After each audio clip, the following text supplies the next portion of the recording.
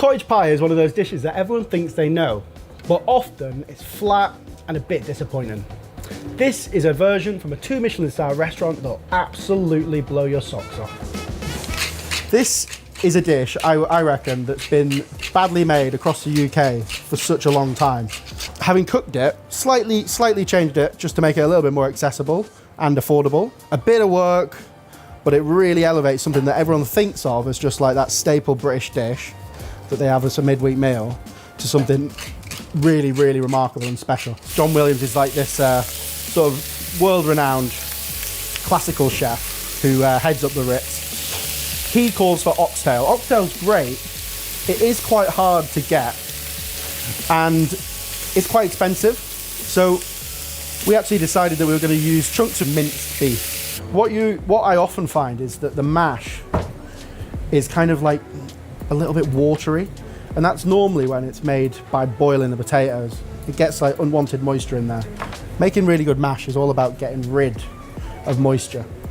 And the best way to do that is to boil in the potatoes. Now, this is just an agria potato. You can use a Yukon Gold. It's probably better to stick with something that's a little bit sweeter and a little bit more waxy. Like the secret to this recipe is actually the mash. Where it differs from normal recipes, this is what they call a pomme duchesse. So a pomme duchesse is an enriched mash with egg yolks. So that's been in there now for about 3.5 hours.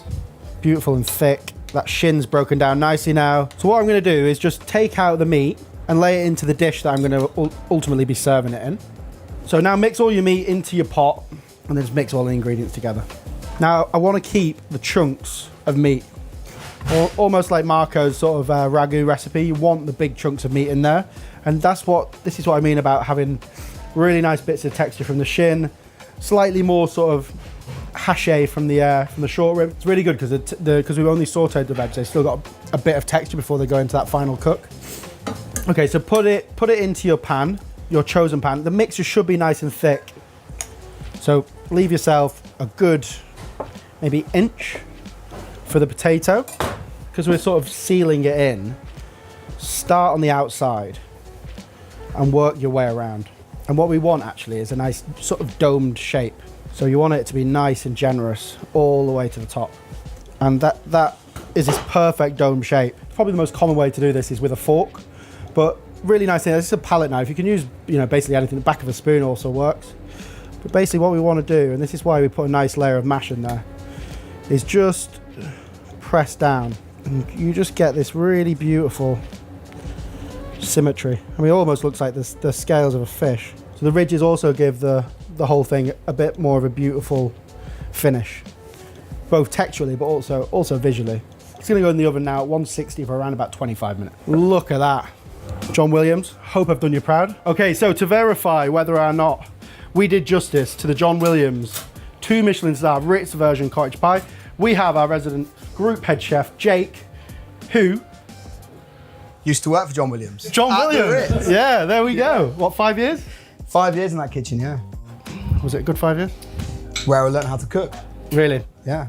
So what is it, do you think, about John Williams that's got this? How does he have the edge on other Michelin kitchens? The biggest thing he does, which is really, really great, is he sticks to tradition. Yeah. So a lot of the recipes, a lot of the cooking style, a lot of the products they use, only the best and in a very traditional way.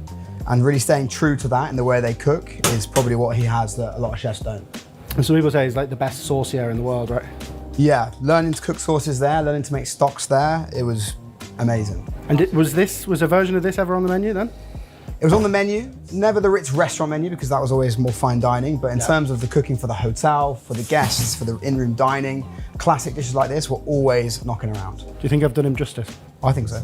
He wouldn't open me up. I've heard he's a bit of a beast. He might give you a few words. Shit. You know who tried it, yeah? Let's see how it tastes. It's not your traditional. No. Better. It's better. It's definitely better. The richness, the meatiness, like all the flavor profiles coming through. I think one key takeaway is using the right meat. You need that collagen to thicken the sauce and enriching the potato. 2 really simple ingredients were put together so well.